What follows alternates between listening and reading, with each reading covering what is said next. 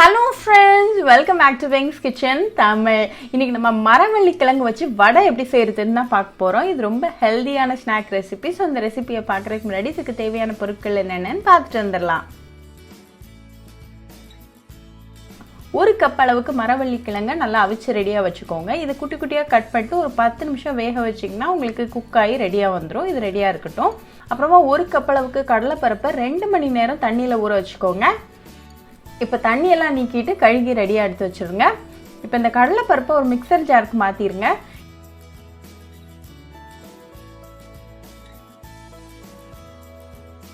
இது கூட நம்ம வேக வச்சிருக்கிற மரவள்ளி கிழங்கையும் சேர்த்துருங்க.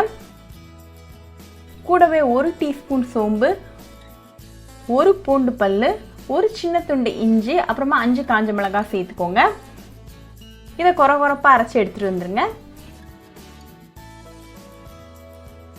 இது ஒரு மிக்சிங் பவுலுக்கு மாத்திருங்க. இது கூட ஒரு வெங்காயத்தை பொடுசா கட் பண்ணி சேர்த்துக்கோங்க. கூடவே கொஞ்சமா கருவேப்பிலை இலைகள் கட் பண்ணது, அப்புறமா கொஞ்சமா கொத்தமல்லி இலைகள் கட் பண்ணது, கூடவே 1/2 டீஸ்பூன் உப்பு சேர்த்துக்கோங்க. இது எல்லாத்தையும் நல்லா மிக்ஸ் பண்ணிருங்க.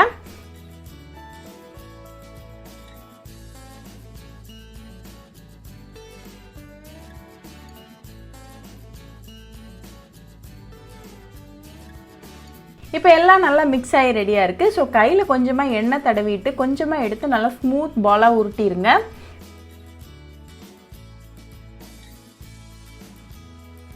ஒரு கையில் வச்சுட்டு லைட்டாக இப்படி அழுத்தம் கொடுத்து தட்டிடுங்க. ஓரங்களை நல்லா ஷேப் பண்ணி விட்டுருங்க. இது ரெடியாக வச்சுக்கோங்க.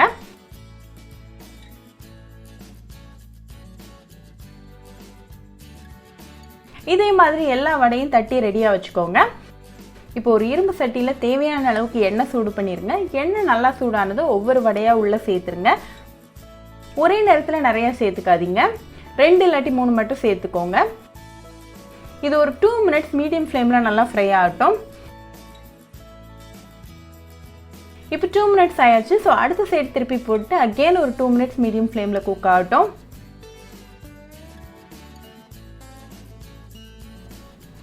இப்போ 2 சைடும் நல்லா கிறிஸ்பியாக கோல்டன் ப்ரௌனாக சூப்பராக ரெடியாக இருக்குது. ஸோ இதை நம்ம ரிமூவ் பண்ணிடலாம்.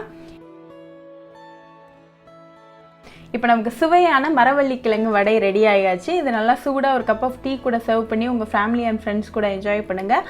ரொம்பவே ஈஸி, குவிக் அண்ட் ஹெல்தியான ரெசிபி. ஸோ கண்டிப்பாக இந்த மரவள்ளி கிழங்கு வடை ரெசிபியை உங்கள் வீட்டில் ட்ரை பண்ணி பாருங்கள். ட்ரை பண்ணிவிட்டு எப்படி இருந்துச்சுன்னு எனக்கு கமெண்ட்ஸில் சொல்லுங்கள். ஒரு சூப்பரான ரெசிபியோட உங்களை வந்து பார்க்குற வரைக்கும் பாய் ஃப்ரெண்ட்ஸ். உங்களுக்கு இந்த வீடியோ பிடிச்சிருந்தா லைக் பண்ணுங்க, ஷேர் பண்ணுங்க, கமெண்ட் பண்ணுங்க அண்ட் மறக்காம சப்ஸ்கிரைபும் பண்ணிருங்க. கூடவே பக்கத்துல இருக்க பெல் ஐகானையும் கிளிக் பண்ணிக்கோங்க. அப்பதான் நான் போடுற வீடியோஸ் எல்லாம் உங்க நோட்டிபிகேஷன்ல வரும்.